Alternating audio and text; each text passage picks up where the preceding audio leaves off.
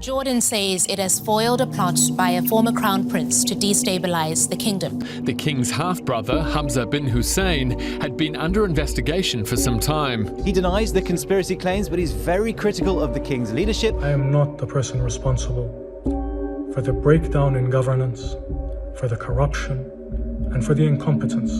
Prince Hamza appears to have backed down. Signed a letter saying we must all stand behind the king in his efforts to protect Jordan. Jordan and Israel have signed a water for energy deal in Dubai. Jordan will provide Israel with clean energy via UAE-built solar panels in its vast deserts.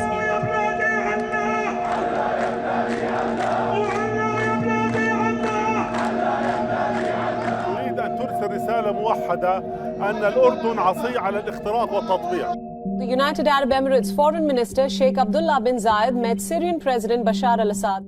He's the most senior Emirati dignitary to visit Syria since the civil war broke out 10 years ago.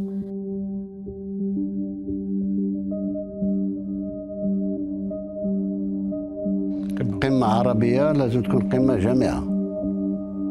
إن شاء الله تكون انطلاقة جديدة للعالم العربي اللي راه ممزق. الجزائر تعتبر أنه حان الأوان لعودة سوريا لحظيرة الجامعة العربية. Flooding has resulted in families losing all their belongings.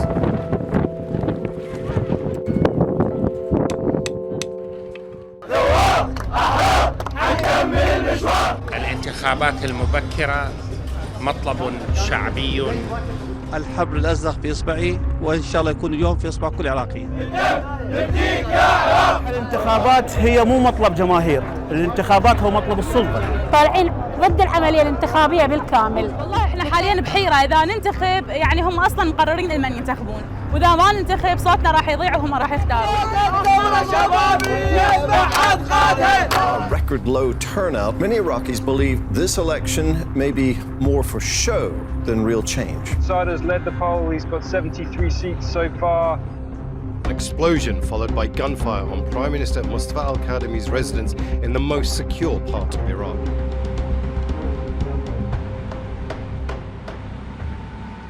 One of the worst financial crises in 150 years. That is how the World Bank describes the current state of Lebanon. Shortages are pushing up the costs of many essentials. The price of subsidised bread has been hiked 5 times this year alone. بنزين غلي، أكل شرب غلي، كل العالم جاهد. أنا ما بعد تاكل وما تشرب بعد.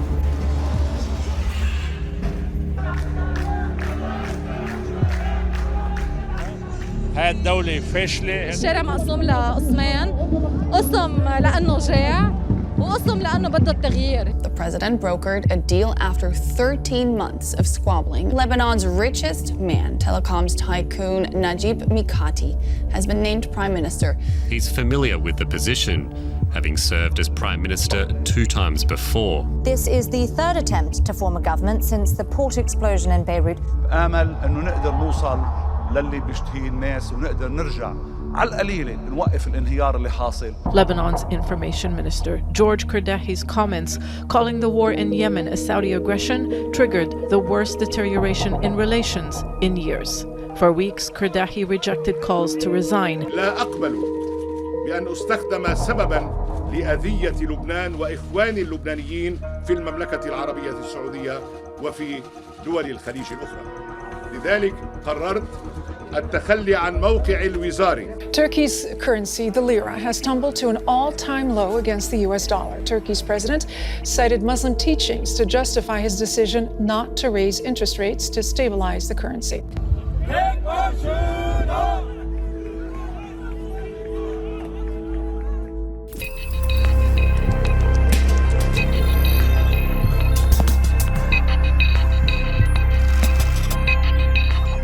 تعلن دولة الإمارات عن تأسيس صندوق استثماري بقيمة 10 مليار دولار للاستثمار في قطاعات استثمارية في جمهورية تركيا.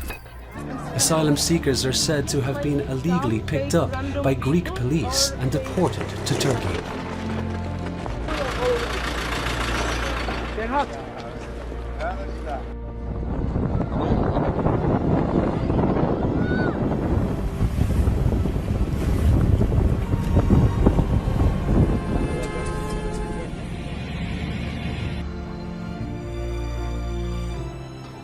locals living here are angry. They are short on water. Security forces in Iran's Khuzestan province have been firing bullets at people protesting over a severe lack of water. By the time it got to Tehran, they were chanting "Death to the dictator," referring to the supreme leader. The current water crisis was exacerbated by the Iranian government's mismanagement of its water supplies. Iran has been targeted by a series of cyber attacks, disrupted gasoline sales, and train services were delayed. The outgoing president and his incoming replacement side by side. He is inheriting a dwindling economy and a difficult foreign policy. امیدوارم که این اعتماد مردم، رأی مردم و محبت مردم رو من بتونم در طول مدت مسئولیتم انشالله